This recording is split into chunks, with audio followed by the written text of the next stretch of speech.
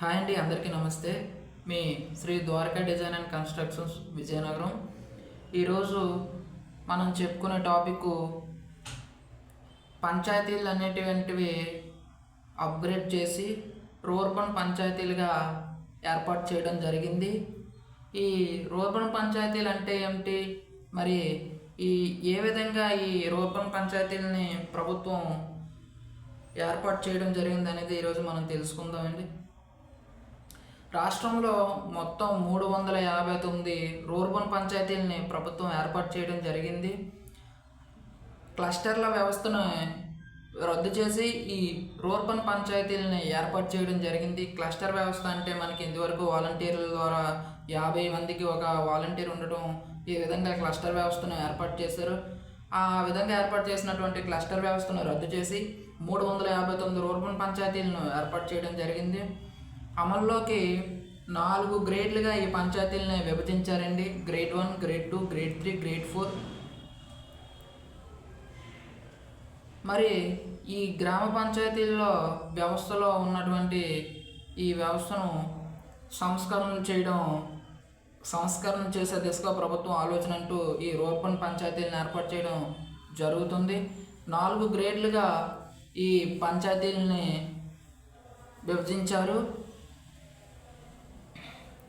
దీనిలో ఈ 4 గ్రేడ్లుగా ఉన్నటువంటి దానిలో 7,244 క్లస్టర్లు ఈ మొత్తం ఈ 7,244 క్లస్టర్లను గ్రామ పంచాయతీలో ఉన్నటువంటి వ్యవస్థను రద్దు చేసింది. 4 గ్రేడ్లుగా 13,551 పంచాయతీలుగా ఈ 4 గ్రేడ్లలో 13,351 పంచాయతీలుగా విభజించడం జరిగింది. పంచాయతీరాజ్ గ్రామీణాభివృద్ధి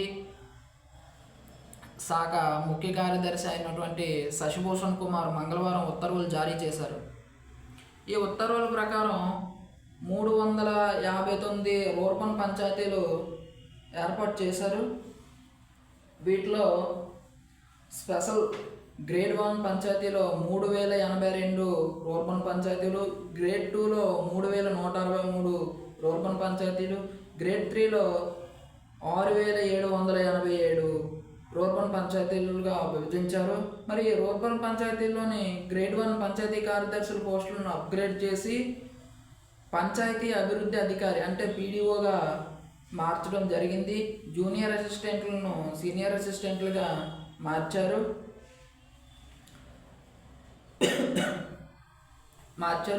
పంచాయతీ కార్యదర్శులను అప్గ్రేడ్ చేసి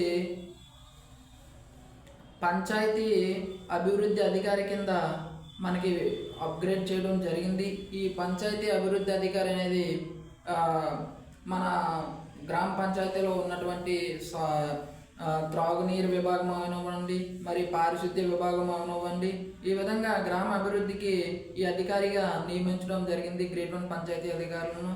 మరి రాష్ట్ర ప్రభుత్వం ఈ క్లస్టర్ వ్యవస్థను రద్దు చేసి రూర్బన్ పంచాయతీలుగా అప్గ్రేడ్ చేయడం